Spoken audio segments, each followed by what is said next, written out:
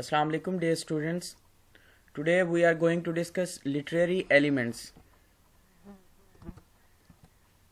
First of all, in literary elements we'll see the character.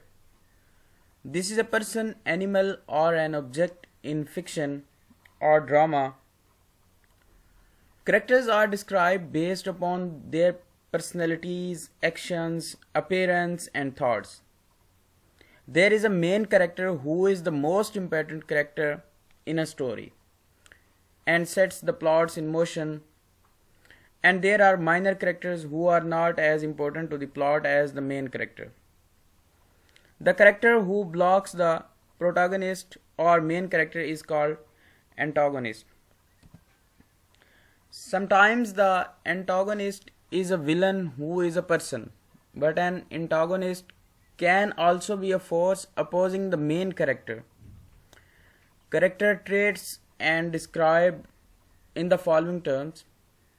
Characters that change are dynamic or round, while characters that do not change are referred to as static or flat. These are the types of characters.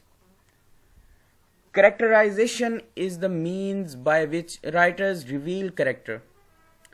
A quality that a character exhibits is called a character trait.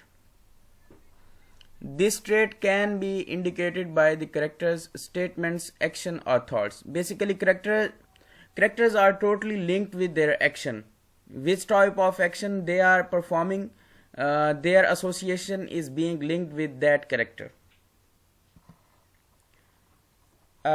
First of all, we'll see the example. For instance, an author may create a fictitious character by simply describing the character. Now, the character is being shaped by the author. It's up to author that how he shaped the character. Karen was small for her age and inclined to plumpness. Her blue eyes viewed the people and events around her with a mixture of curiosity and amusement. She was not a woman, but she was past being a child.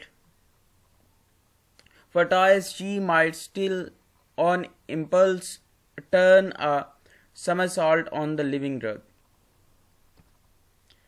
Another author may also reveal a character through his speech or action. Basically, students, now we are going to discuss the characters by authors. How, as I have discussed earlier, that it's up to author that how he shaped a character. But why can't I go? Karen wailed. Everyone else is going. You never let me go anywhere. You just don't want me to grow up and have fun. Karen wheeled around and stormed out of the house, slamming the door behind her. Basically, these are the types of character as earlier we have discussed here, and now we are going to discuss here. These are the types of character explained by the author. An author may give the reactions and opinions of the other characters. I have known Karen for a long time, ever since first grade. We have been best friends since last year. I like her. Because, well, I guess it's because she is always so happy and sure of herself, and she's good at things like baseball and swimming and painting and stuff. Johnny paused, then added, everybody at school likes her. So, dear students, here I am telling you the types of a character shaped by author. Now you are seeing that examples are going to be changed with the passage of time. An author may show the character's inner thoughts and feelings. The sunlight trickled between the slates of the bamboo blinds. Karen stretched luxuriously, pleasantly aware of the tingling sensation in her muscles. She really ought to get up, she thought. Sally was coming over at 11. Maybe she should make some sandwiches so they could eat out in the backyard. Mrs. Henley was taking them to the beach in the afternoon. She should finish that letter to Piggy. Maybe she would tonight if she remembered and if she had time. Now these are the types of character, and basically it's up to a writer. He or she is telling about the situations of character, their feelings, thought, emotions. Now the second thing is plot. We have discussed earlier thing that the character. Now we are going to discuss the plot. Plot is the series of events that make up the story or drama or play. The parts of plots are exposition, rising action, climax, falling action, and resolution. First of all, we'll see the exposition, the part of a work of fiction where readers learn about the characters and the conflicts they experience. It is sometimes referred to as the basic situation, provides needed background information. This is called exposition. Now we are going to discuss rising action. The suspense builds because complications arise that make the conflict more difficult for the main character to resolve. This is the thing. Basically, this is the you can say as I have discussed that more difficult for the main character to resolve. This is the initial thing. Climax. Climax or the turning point of the action. This is when the reader's interest reaches its highest point. This is called climax. Falling action. This is the part of the plot that occurs after the climax has been reached and the resolution of the conflict has occurred. After the after the climax has been reached and the resolution of the conflict has occurred. That is called falling action. Resolution. Solution to the conflict. This is often called loose ends or tied up end of the story. Basically, the conflict when are going to be resolved, that is called resolution. Now here is a plot diagram. First of all, we'll see the exposition as we have discussed. Number second is you can see in the diagram very clearly rising action, then climax, then falling action, and then resolution. This is the diagram which will help you. Now conflict. We'll discuss conflict. Conflict is a central problem around which a story revolves. Basically, this is the thing when you read a novel, when you read a story, when you read a drama. Basically, this is the thing which is going to be happen in the whole story. Conflict. The story begins from here. A central problem around which a story revolves. There are two types of conflict that can occur.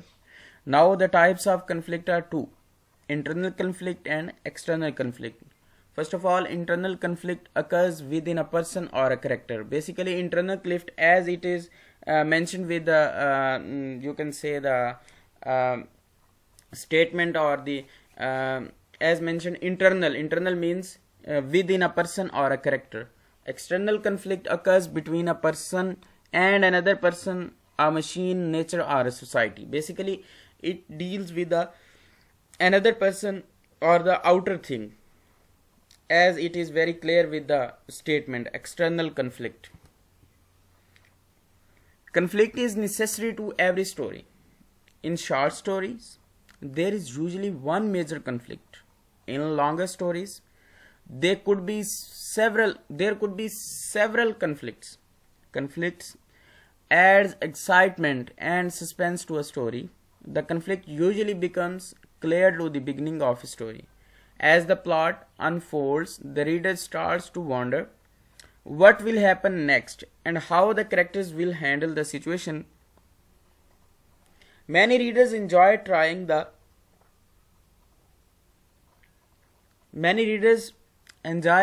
to predict the final outcomes. As we read the story, we see these things, 7 to 8 things. First of all, identify the main characters. Basically, this is the thing when you read a story. Dear student, if you highlight these points, you can go through very easily. First of all, you have to identify the main characters. Who are the main characters? This is up to you that how you have to deal with them. Number second, decide what conflict they face. Obviously, the story is going behind these things, you have to discuss or decide what conflict they face.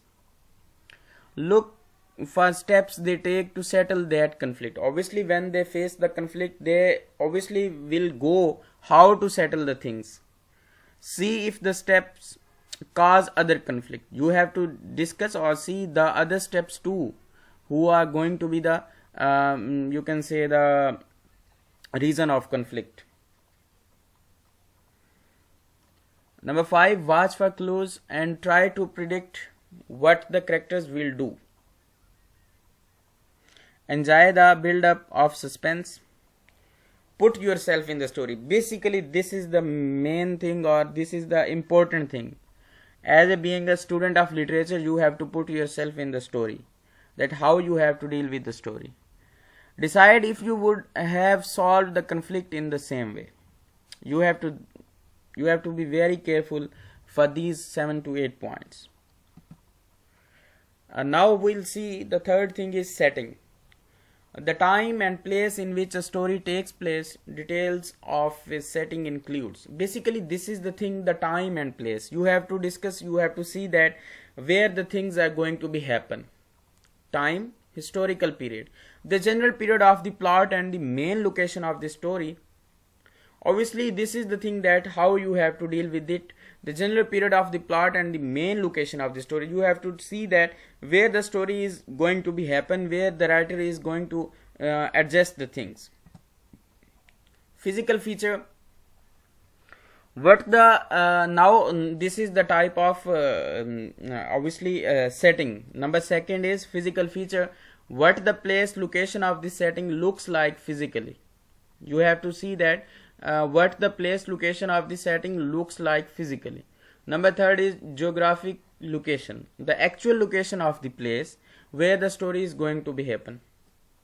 Basically, these are 3 things which are very important for a reader to look out the things. First, time. Number 2, physical feature. Number 3, geographic location. Foreshadowing. This device uses clues that hint as to things that will happen later in the plot. Basically, when the things are going to be happen laterly, you have to see in this portion. This is the thing, point of view. The voice telling the story is the narrator. Point of view refers to the voice in which the story is told. It is the set of eyes the author uses to let the reader see the action unfold. The 3 points of view or voices follow. However, of the 3, first and third person are the most commonly used in the writing story. Basically, this is the thing we'll discuss. First of all, very important, first person. One can spot first person in point of view by the pronouns I, we, us used by the narrator. Basically, as it's the part of grammar, we all have been gone through with these things, that first person, second person, third person. With the use of first person, the narrator is an actual character in the story. His or her knowledge is therefore limited to that one person's perspective. Third person. When writing in third person, the narrator uses names of character and pronouns like he, him, she, her, they, and them. If the narrator relates thoughts of only one character in the story, it is third person limited, as in limited to the knowledge of the thought process for that one character. In third person point of view, the narrator knows and relates only action of all characters in the story, but of each character's thoughts as well. Thus, the term are all knowing. Second person. A narrator using second person is rather rare.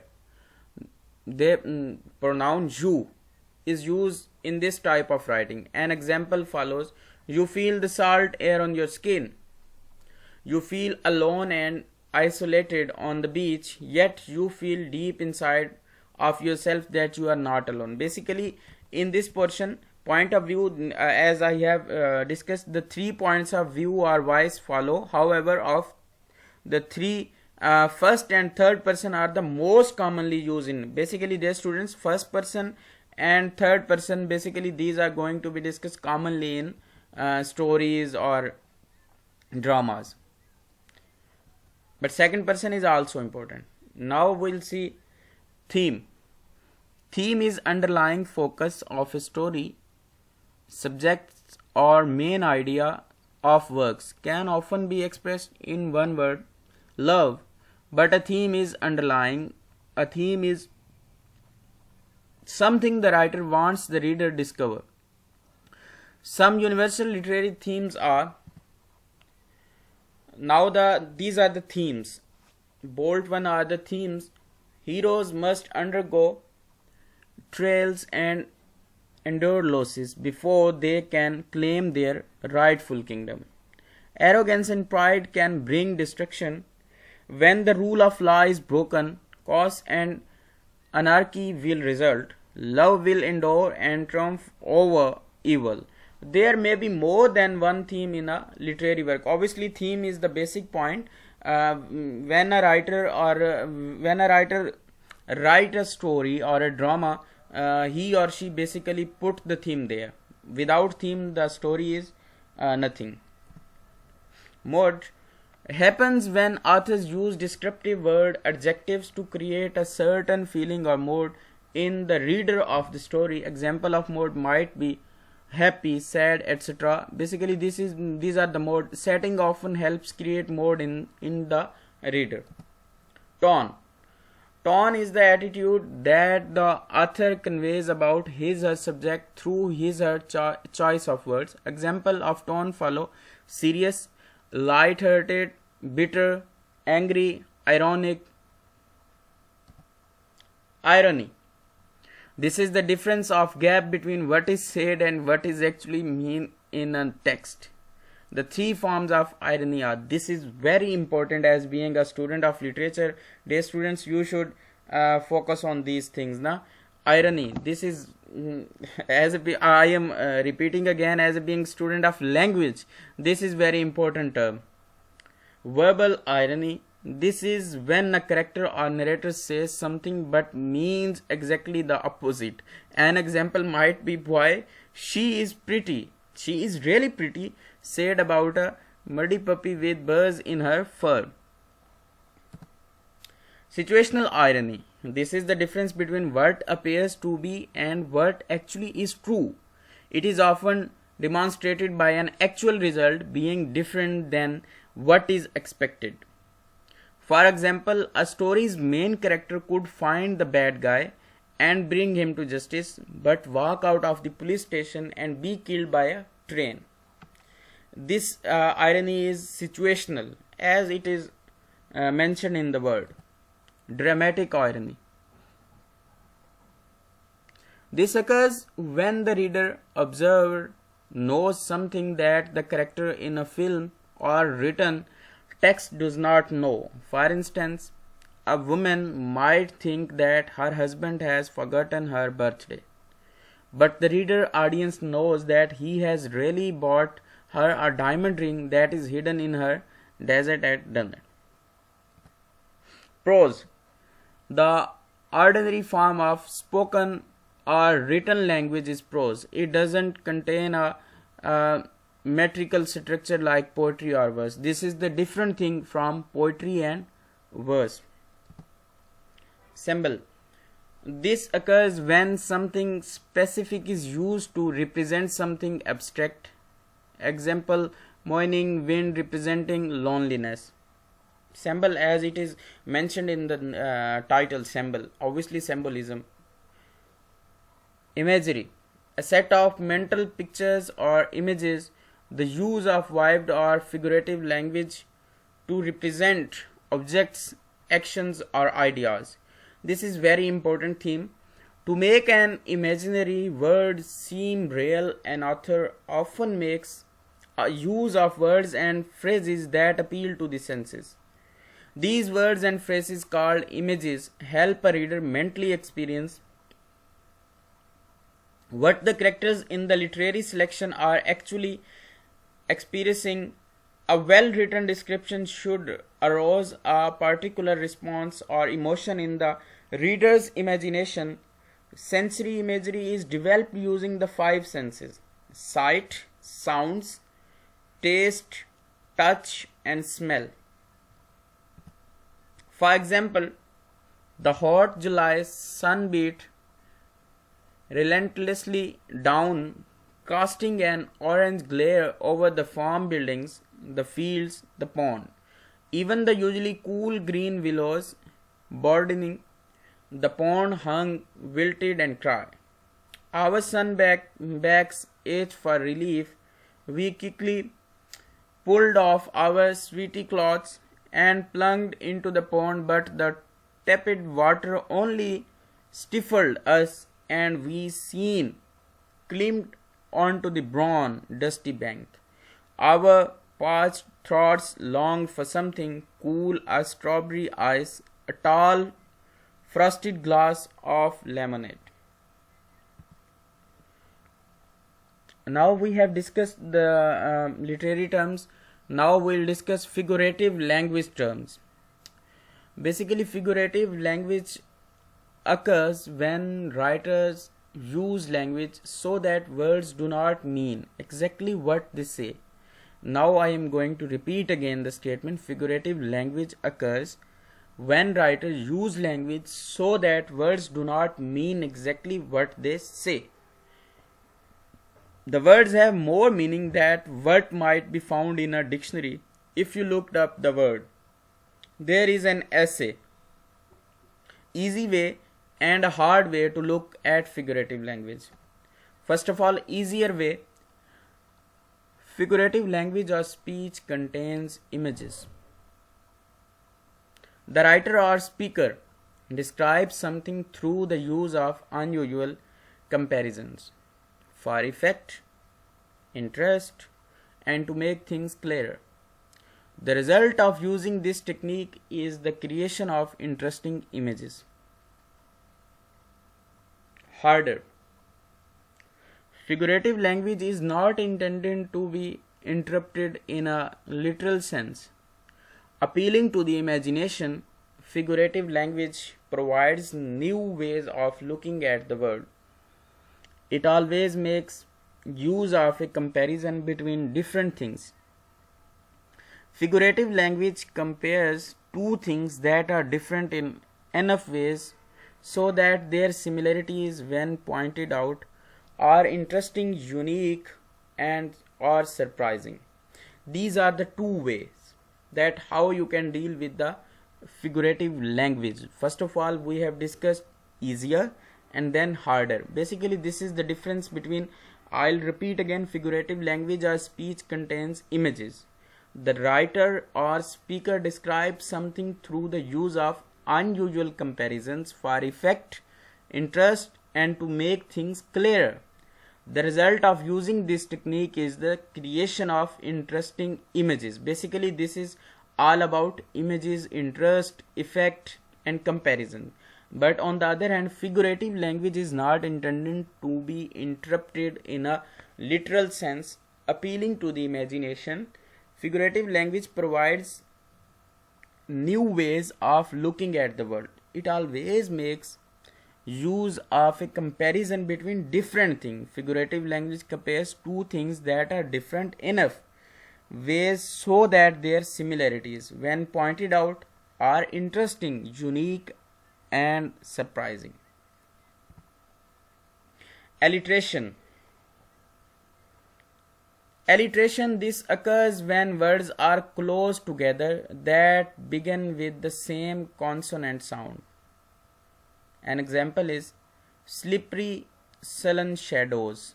This occurs when words are close together that begin with the same consonant sound. Okay, students, slippery sullen shadows. Basically, this example is dealing with consonant sounds. With the same, now look at here. This occurs when the words are close together that begin with the same consonant sounds. onomatopoeia. This occurs when a word actually sounds like its meaning. It is very clear with the statement. This occurs when a word actually sounds like its meaning. Example: buzz, tick, splash, mew. The word is linking with the meaning. Simile. This is a comparison of two things using the words like or as. This is a comparison of two things. Now that we are going to comparison of two things, going to compare two things using the word like or as. An example is Mrs. B's hurt is like a cold, black lump of coal when student talk while she is teaching. Now look at the example again, but you have to look at the definition that this is a comparison of two things using the words like or as. Like or as are the two things. We have to compare the things. An example is Mrs. B's hurt is like, now we have used like, a cold, black lump of coal when student talk while she is teaching. Basically this is we are going to compare the thing. Personification. The writer gives objects or natural forces human feelings and characteristics. For example, the stuffed bear smiled as the boy hugged him close. Personification. The writer gives objects or natural forces human feelings and character. Natural forces, human feelings and characteristics. For example, the stuffed bear smiled as the boy hugged him close. Hyperbole. This is an exaggeration. It puts a picture into the reader mind. This is an exaggeration. It puts a picture into the reader mind. This is a link between a reader and a book of a writer. Hyperbole is frequently used in humorous writing. It emphasizes some qualities of a person or things by exaggerating them, as in this selection. Idiom. Very important aspect. Idiom or dramatic expression refers to an expression in one language that cannot be matched or directly translated word for word in another language. For instance, the English expression "she has a bee in her bonnet," meaning she is obsessed, cannot be literally translated into another language word for word. It is a non-literal idiomatic expression.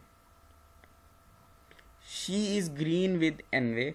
Another example, a piece of cake is an expression that doesn't really have anything to do with eating, but rather refers to how easy some taste like might be.